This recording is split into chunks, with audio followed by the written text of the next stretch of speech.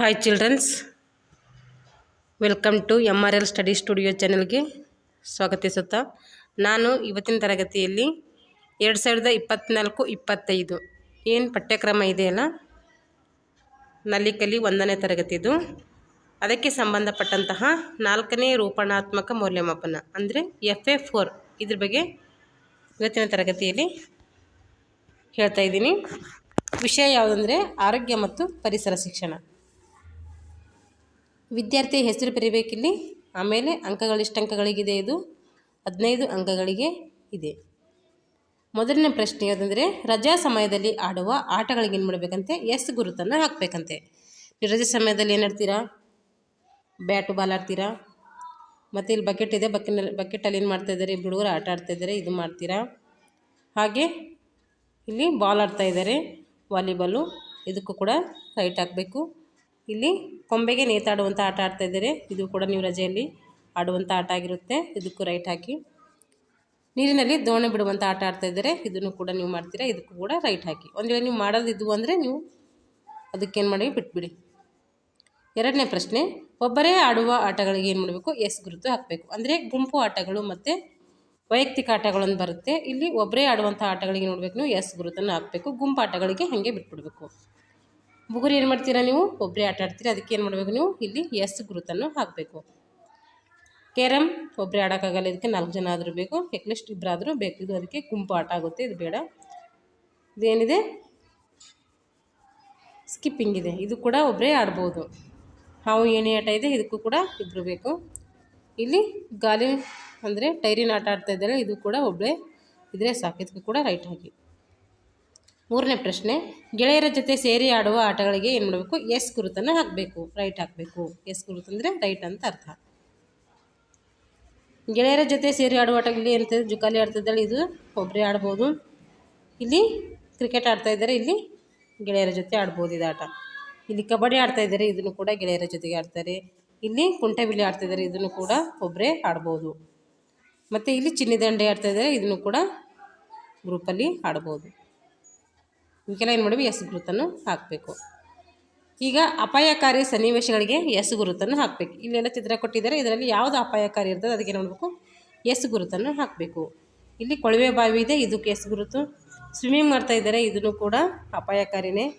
ಇಲ್ಲಿ ಪವರ್ ಅಂದರೆ ಕಂಬದಲ್ಲಿ ಏನು ಮಾಡ್ತಾ ಇದ್ದಾರೆ, ಗಾಳಿಪಟನೂ ಸಿಕ್ಬಿದ್ದಿದೆ, ಅದನ್ನು ಬಿಡಿಸ್ಕೊಳ್ಳೋಕೆ ಹೋದರೂ ಕೂಡ ಅದನ್ನು ಕೂಡ ಏನು ಅಪಾಯಕಾರಿನೇ. ಆ ಥರ ನಾವು ಈ ಥರ ಕಂಬಗಳಿದ್ದಲ್ಲಿ ಗಾಳಿಪಟವನ್ನು ಹಾರಿಸ್ಬಾರ್ದು. ಇಲ್ಲಿ ಸಂಪು ಓಪನ್ ಇದೆ, ಇದನ್ನು ಕೂಡ ಅಪಾಯಕಾರಿ ಅಂತ ಒಂದು ಸನ್ನಿವೇಶ. 5 ವೃತ್ತಿಗಳನ್ನು ಗುರುತಿಸಿದ್ದಾರೆ. 5 ವೃತ್ತಿಗಳೇನು ಮಾಡಬೇಕು, ನೀವು ಹೆಸರನ್ನು ಬರೀಬೇಕು. ಯಾವ್ಯಾವ ಕೊಟ್ಟಿದ್ದಾರೆ ಇಲ್ಲಿ, ರೈತ, ಚಾಲಕ, ವೈದ್ಯ, ಸೈನಿಕ. ಇವ್ರು ಯಾರು, ಚಾಲಕ, ಇವರು ವೈದ್ಯ, ಇವು ಫುಲ್ ಡೀಟೇಲಾಗಿ ಬರೀಬೇಕು. ಇವರು ಸೈನಿಕ, ಇವರು ರೈತ.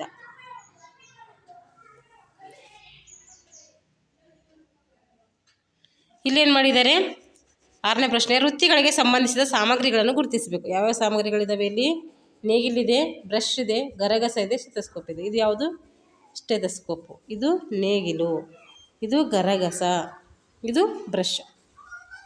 ಹೀಗೇನು ಮಾಡಬೇಕಂದ್ರೆ ಅದಕ್ಕೆ ಏನು ಮಾಡಬೇಕು, ಹೆಸರುಗಳನ್ನು ಬರೀಬೇಕಿಲ್ಲಿ. ಇವಾಗ 7ನೇ ಪ್ರಶ್ನೆ, ಭಾವನೆಗಳನ್ನು ಚಿತ್ರದೊಂದಿಗೆ ಹೋಲಿಸಿ ಎಸ್ ಅಥವಾ ರಾಂಗ್ ಅಂತೇಳಿ ಹಾಕಬೇಕಿಲ್ಲಿ. ಖುಷಿ ಆದಾಗ ಏನು ಮಾಡ್ತೀವಿ ನಾವು, ಖುಷಿ ಆದಾಗ ಈ ಚಿಹ್ನೆಯನ್ನು ಸ್ಮೈಲ್ ಮಾಡ್ತೀವಿ, ಅದಕ್ಕೆ ಏನು ಮಾಡಬೇಕು, ಎಸ್ ಹಾಕಬೇಕು.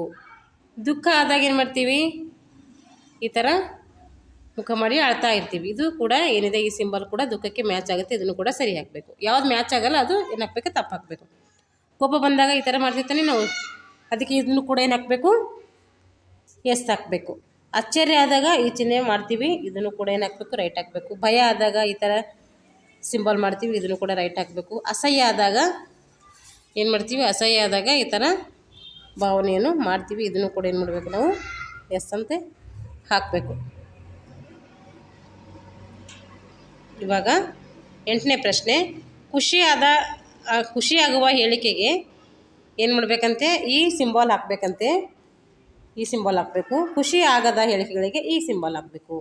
ಸಿಹಿಯಾದ ತಿನಿಸು ತಿನ್ನುವುದು, ಇದಕ್ಕೆ ಯಾವ ಸಿಂಬಲ್ ಹಾಕಬೇಕು, ಈ ಸಿಂಬಲ್ ಹಾಕಬೇಕು. ಯಾವಾಗಲೂ ಓದುವುದು, ಅವು ಯಾವಾಗಲೂ ಓದಂದರೆ ನಿಮ್ಗೆ ಏನಾಗುತ್ತೆ, ಬೇಜಾರಾಗುತ್ತೆ, ಅದಕ್ಕೆ ಈ ಸಿಂಬಲ್ ಹಾಕಬೇಕು. ಆದರೆ ಯಾವಾಗಲೂ ಓದುವುದು ಒಳ್ಳೆಯದು. ಅಂದರೆ ಅದಕ್ಕೂ ಕೂಡ ರೆಸ್ಟ್ ಇರುತ್ತೆ, ಆ ಥರ ರೆಸ್ಟ್ ಮಾಡಿಕೊಂಡೇ ಓದಬೇಕು. ಯೋಗಾಸನ ಮಾಡುವುದು ಒಳ್ಳೆಯದಾ ಅಥವಾ ತಪ್ಪಾ? ಯೋಗಾಸನ ಮಾಡುವುದು ಒಳ್ಳೆಯದು. ಇದು ಕೂಡ ನಿಮಗೇನಾಗುತ್ತೆ, ಖುಷಿ ಕೊಡ್ತಾ. ಖುಷಿ ಕೊಟ್ಟರೆ ನಿಮಗೆ ಇಷ್ಟ ಆಗಿದ್ದರೆ ಈ ಚಿಹ್ನೆ ಹಾಕಿ, ಇಷ್ಟ ಆಗಿಲ್ಲ ಅಂದರೆ ಈ ಚಿಹ್ನೆ ಹಾಕಿ. ಚಿತ್ರವನ್ನು ಬಿಡಿಸುವುದು ಇದು ನಿಮಗೆ ಇಷ್ಟವಾದಂತಹ ಒಂದು ವಿಷಯ, ಅದಕ್ಕೆ ಇದು ಈ ಚಿಹ್ನೆ ಹಾಕಬೇಕು.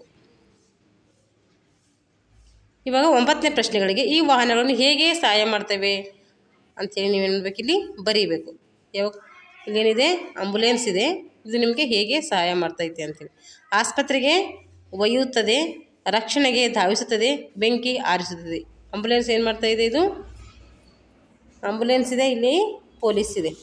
ಪೊಲೀಸ್ ಏನು ನಮಗೆ ಎದಕ್ಕೆ ಬೇಕು, 100 ಇದ್ರ ಸಂಕೇತ. ಇದು ಎದಕ್ಕೆ ಬೇಕಂದರೆ ನಮ್ಮ ರಕ್ಷಣೆಯನ್ನು ನೀಡ್ತಾಯಿದೆ. ರಕ್ಷಣೆ ಬೇಕಾದಾಗ ಏನು ಮಾಡಬೇಕು, ನಾವು ಪೊಲೀಸರಿಗೆ ತಿಳಿಸ್ಬೇಕು. ಇದು ರಕ್ಷಣೆಗೋಸ್ಕರ.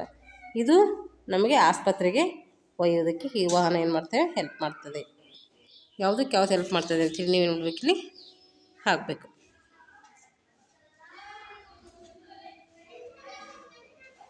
ಇಲ್ಲಿಗೆ ಏನಾಯ್ತು ಅಂದರೆ 15 ಮಾರ್ಕ್ಸ್ಗಳಿಗೆ ನಲ್ಲಿಕಲಿಯಲ್ಲಿರುವಂತಹ FA4 ಏನು ಮಾಡಿದ್ದೀನಿ, ಈ ಕ್ವಶನ್ ಪೇಪರನ್ನು ಬಿಡಿಸಿದ್ದೀನಿ.